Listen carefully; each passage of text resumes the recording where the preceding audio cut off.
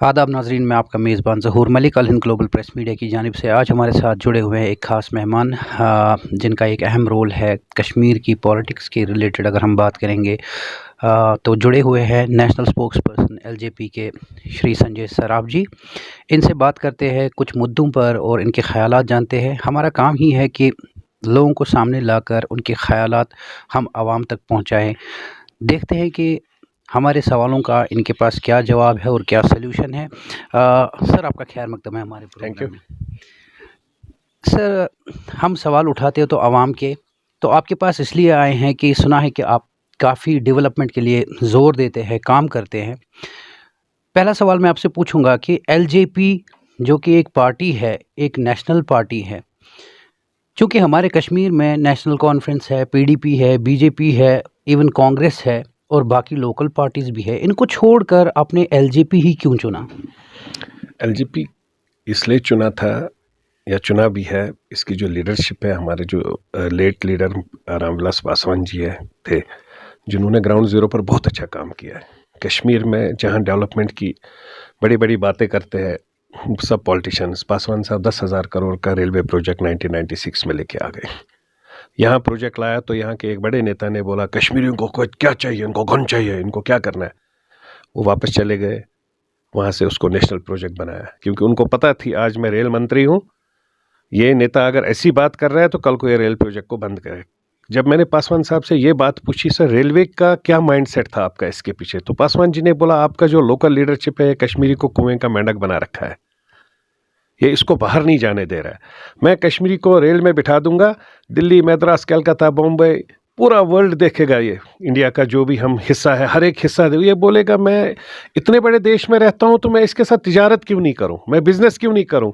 और सवेरे बैठेगा, सवेरे ये ट्रेन में बैठेगा श्रीनगर से, शाम को वो पहुँच जाएगा दिल्ली, शाम को वो मद्रास, बॉम्बे, कलकत्ता पहुँच जाएगा, यूपी, बिहार, कहीं भी बड़े स्टेट में जाएगा, वहाँ अपना तिजारत के माध्यम से काम करेगा या अपना वहाँ पर धंधा करेगा, बिजनेस करेगा, अपने बच्चे को भेजेगा और दूसरे दिन उसका बच्चा वहाँ से वापस आ सकता है। तो that was the major concept. और उसके बाद उन्होंने स्टील प्लांट भी कश्मीर में लगवाया। जब कश्मीर में हालात ख़राब थे, अमरनाथ श्राइन बोर्ड के टाइम 2008 में उन्होंने 250 करोड़ का स्टील प्लांट लगाया, जिसकी लैंड अभी भी हमारे पास यहाँ पड़ी है। बट बदकिस्मती से उस टाइम उमर साहब चीफ मिनिस्टर थे, उन्होंने उसको समर्थन सपोर्ट नहीं दिया और उसकी वजह से वो लैंड 235 कनाल लैंड ऐसी की ऐसी है, दीवारबंदी करके अभी भी पड़ी है सिडको के पास। यूरिया, डीएपी, एमओपी जो कहीं पर भी विदाउट रैक पॉइंट यहाँ पर आ नहीं सकता है। पासवान साहब के मंत्रालय में हमने कश्मीर में डायरेक्टली यूरिया, डीएपी और एमओपी को डायरेक्ट विदाउट रैक पॉइंट हमने एफओआर करवाया। तो इसके बगैर में प्रॉफिट साहब के दिन पूरे देश में छुट्टी होती थी, दीपावली को छुट्टी होती है, शिवरात्रि को छुट्टी होती थी, बाकी सब, आज गुरु नानक जी का बड़ा दिन है, हर दिन ऐसे ऐसी छुट्टियां होती। बट प्रॉफिट साहब के बर्थडे के दिन, ईद मिलाद नबी को छुट्टी नहीं थी। पासवान साहब ने पार्लियामेंट में इस मुद्दे को उठाया, छुट्टी का ऐलान करवाया। तो वो एक हार्डकोर सेकुलर लीडर थे उसकी वजह से, और हमारा भी माइंडसेट एक उनकी तरफ था और उनका डेवलपमेंट का जो मुद्दा था उसी को लेकर मेरे को लगा कि ये अकेला लीडर ऐसे देश में है, पूरे देश में, जो मेरे यहाँ पर मेरे लोगों के बारे में समझ सकता है, सोच सकता है और यहाँ प्यार बांट सकता है। शुक्रिया आपके जवाब का। दूसरा सवाल आपसे पूछूंगा मैं, क्योंकि आपकी एक इमेज बनी हुई है जम्मू एंड कश्मीर की, अगर बात करें वो तो है ही, लेकिन अगर नेशनल लेवल पे देखें तो एक खासी इमेज है आपकी। हाल ही में जो डीडीसी इलेक्शंस हुए, जिसका मेरे हिसाब से मोटिव होना चाहिए था डेवलपमेंट, प्रॉस्पेरिटी एंड फ्रेटर्निटी, लेकिन मेरे हिसाब से ये जो गुपकार अलायंस है, इन्होंने वोट लोगों से मांगा है ऑन दी बेसिस ऑफ 370। अगर ये बात है, लोगों को फिर से बेवकूफ़ बनाया गया, 370 के बहाने से इनको घरों से बाहर निकाला गया, जबकि ऐसा नहीं होना चाहिए था। Vote as a DDC candidate अगर मैं बात करूंगा, उनका काम है development, the basic facilities like water, electricity, road and hospitals. आपको क्या लगता है इसके बारे में? देखिए, मैंने आप मीडिया के साथियों के माध्यम से खुलकर 2-3 बार प्रेस कॉन्फ्रेंस की। इसमें हर एक साथी को यही बोला कि मेहरबानी करके घरों से निकलिए, वोट डालिए और कोशिश करिए वोट उस चेहरे को डालिए जिस पर आपको भरोसा पड़े, जिसका आपको लगे कि ये कल को मेरे एरिया में काम करेगा। पार्टीज़ को अपनी साइड में रख। मैंने अपने कैंडिडेट के लिए मेरे अपने कुछ कैंडिडेट नाराज़ भी हो गए। मैंने अपने कैंडिडेट के लिए भी वोट नहीं मांगा। मैंने कहा मेरा कैंडिडेट भी अगर आपको अच्छा लगे आपके एरिया में, जब हम कैंपेनिंग करने गए अपने अपने एरियाज़ में, जहाँ जहाँ से मेरे कुछ 10 12 15 कैंडिडेट खड़े हो गए थे, हमने वहाँ पर भी यही बात की कि मेरा कैंडिडेट अगर आपको अच्छा लगता है आप इसको वोट डालिए। बट हमने कोशिश यही की थी, बट बदकिस्मती के साथ कश्मीरी फिर इस बार फिर उसी तरीके से एक्सप्लॉइट हो गया, यूज़ हो गया। 370 के, मैं नहीं कहता हूँ 370 गलत है, कश्मीरियों के इमोशन, सेंटिमेंट सब कुछ जुड़े हुए थे उसमें। बट हमें ये समझना चाहिए, हम सब पढ़े लिखे हैं, इंटेलेक्ट से आज की डेट में इंटरनेट, 10 रुपए के इंटरनेट से मेरे को पूरा पता लगता है क्या हकीकत है, क्या गलत है, क्या सही है। मेरे को आज वो नहीं कोई बता सकता है कि भाई जो एप्पल बनता है वो पेड़ से नहीं गिरता है, वो और किसी चीज़ से निकल। मेरे को पता है नहीं, एप्पल बनेगा जब मैं यूरिया डालूंगा, डीएपी या जो भी उसको खाद डालनी होगी, तब पेड़ में तैयार फूल होगा, उसके बाद वो पद बन एप्पल बन के आ जाएगा, तब वो नीचे आ जाएगा। तो बट बदकिस्मती से आज फिर मैं ट्रैप हो गया पीएचईडी के ट्रैप में। उन्होंने कहा हम 370 वापस लाएंगे। जब मेरे को, मैंने यही प्रेस में बहुत बार उठाया था कि भाई 370 हमारा वापस दिया है पार्लियामेंट ने, 1948 में गया है पार्लियामेंट से, वापस भी आएगा तो मेरे को उसके लिए 283 एमपीज़ की ज़रूरत है, तब वो वापस आएगा। ये जो डीडीसी इलेक्शन है ये डेवलपमेंट के मुद्दों को लेकर है, सड़क, बिजली, पानी, रोड्स और एम्प्लॉयमेंट भी क्रिएट हो सकती है। ऐसा नहीं, जब हॉस्पिटल बन जाएगा मेरे एरिया में, उसके लिए कंट्रैक्टर की ज़रूरत है, उसके लिए लेबर्स की ज़रूरत है, उसके लिए और 10 चीज़ों की ज़रूरत है, वहाँ पर भी क्रिएट हो जाएगा एम्प्लॉयमेंट। बट बदकिस्मती से ये फिर उसी जाल में मेरा कश्मीरी, मेरा यूथ नौजवान तो नहीं फंसा, बट लेकिन मेरा कश्मीरी फिर उसी ट्रैप में फंस गया कि भाई एक पार्टी वर्सेस दूसरी पार्टी। बट कि डीडीसी इलेक्शन कभी पार्टी वर्सेस पार्टी नहीं होता है, ये डेवलपमेंट वर्सेस कैंडिडेट होता है। कैंडिडेट, किस कैंडिडेट का कंसेप्ट क्लियर है, किस कैंडिडेट का विजन क्लियर है, उस कैंडिडेट को वोट डालना चाहता। अब जो हो गया अब तो उसमें हम कुछ कह नहीं सकते, बट अब हम कोशिश यही करेंगे, जो जो जीत के आ गए उनको हम प्रेशराइज करेंगे, काम करने की ज़रूरत है और काम करें ग्राउंड ज़ीरो पर। संजय सर, बात चल रही है डेवलपमेंट के हवाले से। 19 जनवरी, ये मुद्दा मैं इसलिए छेड़ रहा हूँ क्योंकि एक हिस्टोरिक डे जो बार बार हमें 19 जनवरी को एक थप्पड़ मारता है हमारे ब्रदरहुड पे, मोमेंट्स, हमारे ब्रदरहुड पे, हमारे भाईचारे पे, जो कि पंडितों, मुस्लिमों और जो कश्मीरी पंडित थे, इनका एक भाईचारा था, एक कल्चर था, एक कश्मीरियत कहते हैं। 19 जनवरी एक ऐसा काला दिन जो हर साल हमें एक थप्पड़ मार के चला जाता है और पॉलिटिकल लीडर्स इस पे पॉलिटिक्स करते हैं, लेकिन अभी तक कोई भी कश्मीरी पंडित वापस नहीं बसाया गया। इसके हवाले से आप क्या कहेंगे?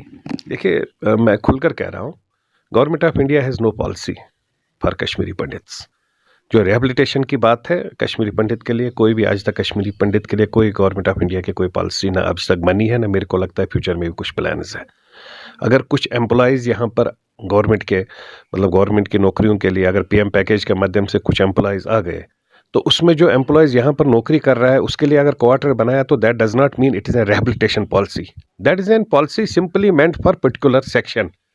रिहेबिलिटेशन पॉलिसी आपकी तब आएगी, तब पता चलेगी जब वो विलेजर अपने विलेज में नहीं, कम से कम अपने डिस्ट्रिक्ट में ही उसको बेस बना के वहाँ रखा जाए। और सबसे बड़ी बात है, कश्मीरी मुस्लिम वेरी मच इंटरेस्टेड है, पर्टिकुलर है कि यार कश्मीरी पंडित आना चाहिए। और आज भी जो कश्मीरी पंडित कश्मीर में आता है, वो आप देखिए होटलों में बहुत कम जाते हैं, वो अपने मुस्लिम भाइयों के पास, उन साथियों के पास जाते हैं जहां वो बचपन में जिनके नेबरहुड में रहते थे। और उसी तरीके से जो मुस्लिम भाई यहाँ से जाता है, वो कड़म लेके जाता है, नदुर लेके जाता है, अखरोट लेके जाता है, मेरे को अपने भाई से मिलने जम्मू जाना है, दिल्ली जाना है, वो दिल्ली, मद्रास, बॉम्बे, जहाँ भी उसको जाना है, जहाँ उसको पता है उसका वो कश्मीरी नेबर वहाँ रहता है, वो जो मर्जी उसको बिजी शेड्यूल हो, उसके बावजूद वो वहाँ पर पहुँच जाता है। तो वो हमारी जो प्यार मोहब्बत था, अनफॉर्चुनेटली 18 नवंबर और 19 नवंबर की रात को जो माहौल बना, जिसकी वजह से ये तो हम सब के लिए, कश्मीरियात के लिए, हर एक जम्मू कश्मीर में इन पर्टिकुलर कश्मीरी भाइयों के लिए, हिंदुओं के लिए भी, मुस्लिम्स के लिए भी, और जो सिख भाई यहाँ रहते हैं, हम सब के लिए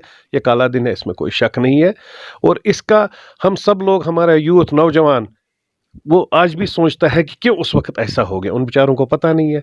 बट मैं आज भी आपके माध्यम से कहता हूं कि ये सब उस टाइम क्रिएशन जो हो गई वो राजीव फारूक अकॉर्ड की वजह से हो गई। मैं हर वक्त जब भी आप देखिए प्रेस में, मेरे को बहुत लोग बोलते हैं आप डॉक्टर फारूक साहब को ये बोलते हैं। मैंने कहा डॉक्टर फारूक साहब हो सकते हैं बड़े लीडर है अपनी पार्टी के, लेकिन उसने कश्मीरी के हाथ में गन देने का काम किया, उसने कश्मीरी के हाथ में पत्थर देने का काम किया, उसने कश्मीरी के हाथ में पिस्टल देने का काम किया।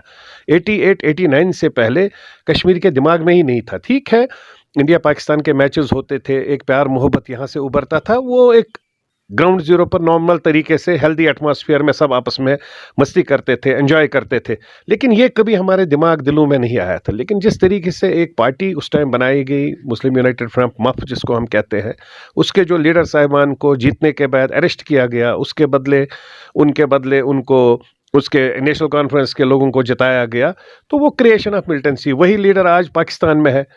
वो भी very honestly I am telling you, जिसको हम मौलवी मोहम्मद यूसुफ शाह, एक नमाज गुजार था, उसके पीछे 100 आदमी नमाज पढ़ते थे, उसके साथ में वो अपने स्कूल में टीचर भी था, तो वो क्यों इस माहौल में घुस जाता है? 1 महीना उसको जेल में बंद किया गया, तुमने हिम्मत कैसे की? और जो वहाँ से एमएलए जीत के आया, वो डेली जाता था मॉर्निंग में, उसको पुलिस स्टेशन में चप्पल से मारता था, तुमने हिम्मत? तो वो जब बेचारा बाहर निकला तो वो उठ के उसको लगा कि भाई अब तो मेरा रास्ता यहाँ ख़त्म हो गया, वो पार चला गया। अनफॉर्चुनेटली बॉर्डर्स पर इजी एटमॉस्फेयर था, सॉफ्ट टारगेट्स कश्मीरी हर वक्त रहे हैं, जब भी हमारे साथ कुछ हो गया तो हमारी नेबरिंग कंट्री ने उसका फ़ायदा उठाया, तो वो फ़ायदा उठा के हमारे बच्चे एक्सप्लॉइट हो गए, यूज़ हो गए, जिसकी वजह से गन कल्चर, बट वो गन कल्चर की जो जिम्मेवारी है वो उस वक्त, मैं तो आज भी आपके माध्यम से ये चाहता हूँ कि इसका वाइट पेपर निकलना चाहिए।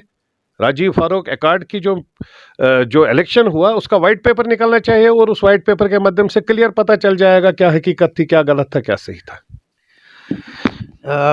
As a brother, I'm talking to you right now. It's very nice, pleasant being here. Raju और फारूक का जो अकॉर्ड था, जैसा आप अभी कह रहे हैं कि it is the basic reason. Yes, not only, sorry, मैं इसमें और एक चीज़ आपसे ऐड करना चाहता हूँ। एक्चुअली मुफ्ती मोहम्मद सईद साहब, ये सब मिले हुए हैं। मुफ्ती साहब उस टाइम कांग्रेस के हेड थे। अकॉर्ड जो होना था वो मुफ्ती फारूक अकॉर्ड होना था, बट मुफ्ती साहब बीइंग ए शातिर पर्सन, उन्होंने क्या किया, उन्होंने राजीव गांधी को सामने रखा, अपना नाम पीछे किया। अदरवाइज मुफ्ती साहब स्टेट प्रेसिडेंट थे उस टाइम कांग्रेस के, तो कांग्रेस और एनसी अगर कर रहा है तो वो मुफ्ती फारूक अकॉर्ड होना चाहिए, but Rajiv being the tallest leader, उन्होंने अपने नाम के बदले राजीव फारूक अकॉर्ड किया। मेरा ये कहने का मतलब है, आज अगर पीडीपी है, जो भी है, वो सब मिले हुए, जो गन कल्चर को लाने का काम किया, इन सब लोगों ने मिल बांट के काम किया है। Right, so I would like to ask one more question. आपसे बात करके काफ़ी खुल के आप बात कर रहे हैं मीडिया के सामने। इट्स वेरी बहुत कम देखा जाता है कि ऐसे लोग सामने आकर बोलते हैं। I would like to quote one more question to you. जो पंडितों की प्रॉपर्टी यहाँ पर अभी भी महफूज है, इजीली हम पंडित बिरादरी को ला सकते हैं और उसमें बिठा सकते हैं। मैं एक सवाल करना चाहता हूँ कि जब मास एक्सोडस हुआ, चलिए ये मान लेते हैं कि even if we talk about the historical events जो हुए उस टाइम पे मिलिटेंसी से रिलेटेड भी थे, लेकिन क्या आपको नहीं लगता कि उस टाइम की जो गवर्नमेंट थी कांग्रेस की, वो विफल रही इस चीज़ को रोकने के लिए? मैं ज़ोहर साहब आपको यही तो कह रहा हूँ। राजीव फारूक अकॉर्ड का क्या मतलब है? जिस आदमी ने, जिस नेता ने दिल्ली से खुद गवर्नमेंट बनाई, वो विफल होने का मतलब ही नहीं है। वो तो नेचुरली विफल थी जब उसने बनाया ही यहाँ पर, तो उसी का माइंडसेट था ये सब कुछ। He was the support. और दूसरी सबसे बड़ी बात है जो लैंड की बात है, मैं तो आज ये आपके मीडिया के माध्यम से सभी कश्मीरी पंडित भाइयों से भी गुजारिश करना चाहता हूँ, जिसने अपनी लैंड नहीं बेची है, जिसने बेची नहीं है, हम उसमें आपको सपोर्ट करेंगे अगर आपको कहीं दिक्कत है, लेकिन जिसने बेची है उनसे भी हैंड फोल्डेड गुजारिश करना चाहता हूँ, वो उसमें ये ना सोचे कि वो लैंड हम वापस वही लेंगे। वो आ जाए, कश्मीर उनका है, जितना हमारा है उतना भी उनका ही है, उससे ज़्यादा उनका भी है। वो आ जाए, दूसरी जगह ज़मीन देख ले, लेकिन ये दिमाग में ना रखे। कुछ हमारे भाइयों को दिमाग में ये डाला गया है, जो कश्मीरी मुस्लिम भाइयों के बीच में बड़ा कन्फ्यूजन कुछ क्रिएट किया गया है, कुछ लोगों ने, कुछ लीडर्स ने, कश्मीरी पंडित वापस आएंगे, उसने अगर प्रॉपर्टी उस टाइम बेची थी वो प्रॉपर्टी वापस मिलेगी। वो सब चीज़ नहीं होगी, वो सब चीज़ होनी भी नहीं चाहिए। जिसने ज़मीन, जिसके ज़मीन पर कब्जा, ऐसे हमारी यहाँ पर हवा कदल की एमएलए साहिबा थी, उसने कम से कम 150-160 मकानों पर कब्जा किया, उस पर वाइट पेपर निकलना चाहिए। उसने उन मकानों को तोड़ा, उन मकानों को तोड़ने के बाद दुकानें बनाई, वो दुकानें 5-5, 8-8 लाख रुपए में बेची, उसके ऊपर वाइट पेपर निकलना चाहिए, उसके अगेंस्ट इन्वेस्टिगेशन होनी चाहिए। उस एक लेडी की वजह से पूरे हिंदुस्तान में कश्मीरी पंडित कहता है कि मेरे को कश्मीरी मुसलमानों ने ज़मीन खाई है।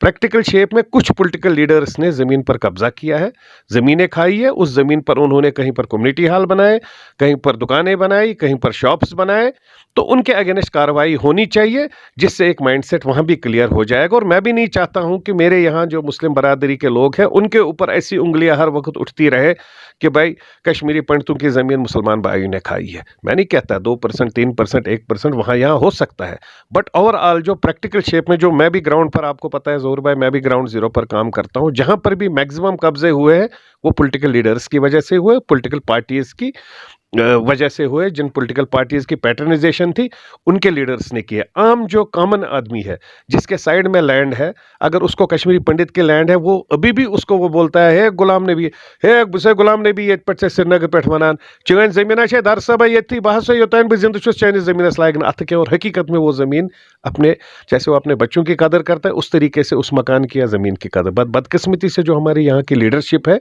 कुछ लीडर्स की वजह से, मैं नहीं कहता हर एक लीडर गलत है, बट कुछ लीडर्स, कुछ पॉलिटिकल पार्टीज के लीडर्स की वजह से कश्मीरी मुस्लिम भाइयों के ऊपर भी बहुत बुरा नाम पूरे देश में उठाया गया, लिया गया। लेकिन प्रैक्टिकल शेप में उन कुछ लीडर ने जो गलत किया उसकी वजह से वो नाम भी खराब हो गया। तो नाजरीन, आप सुन रहे हैं संजय साहब के ख्यालात।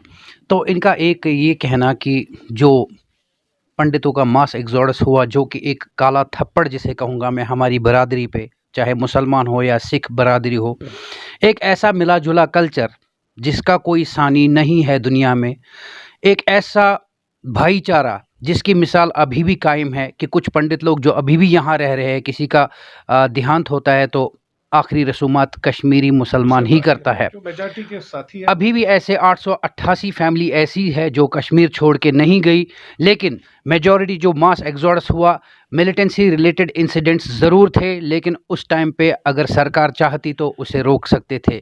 तो सरकार का मोटिव भी यही लग रहा था कि एक कम्युनल राइट खड़ी हो।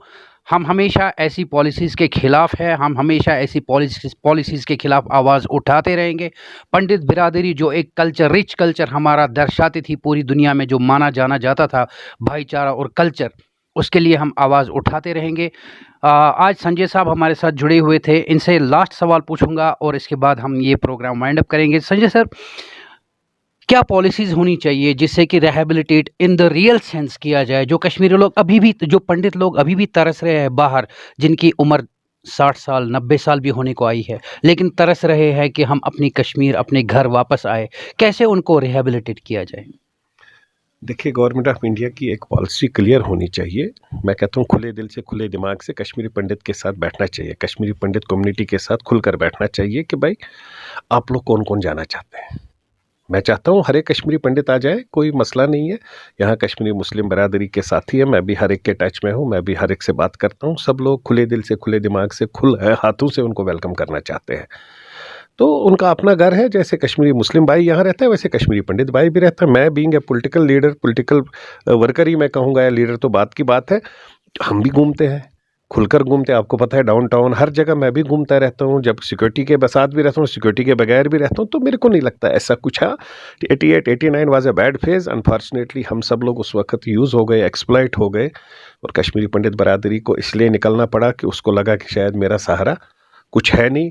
जब पर्टिकुलर कुछ फैमिली मेम्बर्स, आपको भी पता है, कुछ टारगेट, जब पर्टिकुलर मेंबर्स, कुछ टारगेट लीडर्स टारगेट हो गए, उसकी वजह से लगा कम्युनिटी को कि नहीं हमें यहाँ पर सेफ्टी। और किसी को ये भी नहीं था दिमाग में, दिलो दिमाग में भी, कि हम अगर निकल गए कि अब हम वापस नहीं आएंगे। सबको लग रहा था महीना 2 महीना 3 महीने हालात ठीक हो जाएंगे, वापस आएंगे। बट अनफॉर्चुनेटली सबको पता है अब आज 31 साल हो गए, वैसे का वैसे ही है। बट सबसे बड़ी बात है ऊपर वाले की रहमत है कि वो प्यार मोहब्बत अभी भी हमारे दिलों में है। जो majority of the communities among Muslims and among Kashmiri pandits, वो प्यार अभी भी है और अभी भी उभर रहा है। जब मैं कश्मीरी पंडित से बात करता हूँ, कभी भी हम बैठते हैं साथ में, यार कश्मीर कहते पाएंगे, बहुत बड़ी बात है।